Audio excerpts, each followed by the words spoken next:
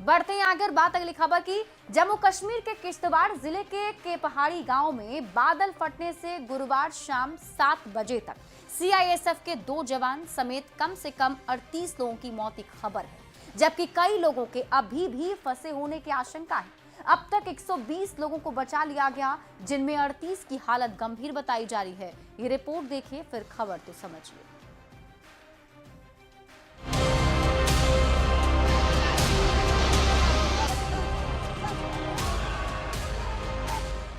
जम्मू कश्मीर के किश्तवाड़ में आसमान से भारी तबाही बरसी है।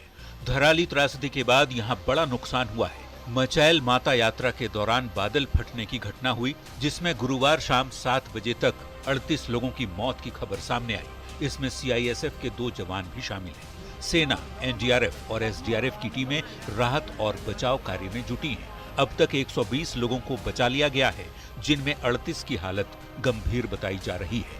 चशोती गांव में दोपहर को अचानक हुई इस घटना ने सबको दहला दिया। वहीं मचैल माता मंदिर मार्ग पर बड़ी संख्या में लोग फंस गए। चिशोती गांव, जो मचैल माता यात्रा का शुरुआती पड़ाव है, वहां बादल फटते ही कुछ ही मिनटों में नाले उफान पर आ गए और बाढ़ का पानी गांव और यात्रा मार्ग में तेजी से भर गया। कई टेंट और लंगर बह गए, जबकि दर्जनों मकानों को नुकसान पहुंचा है। पीएम मोदी ने हर संभव मदद का भरोसा दिया है, जबकि गृह मंत्री अमित शाह ने सीएम उमर अब्दुल्ला से बात की है। राहत और बचाव के लिए हेल्पलाइन नंबर भी जारी कर दिया गया है।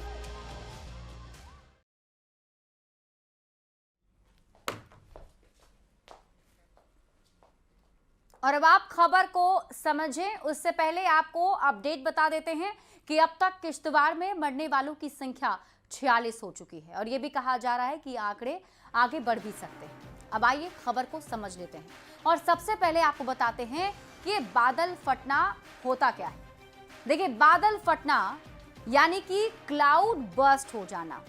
अब आप ये समझिए क्या होता है बादल फटना, यानी कि बादल जब फट जाता है तो कैसे फटता है, इसके बारे में अगर बात करें तो एक ही जगह पर कम समय में एक साथ अचानक भारी बारिश हो जाती है, एक साथ आसमान से बारिश हो जाती है। समझिए क्या होता है बादल फटना। इसमें 20 से 30 किलोमीटर के दायरे में करीब करीब 100 मिलीमीटर बारिश हो जाती है।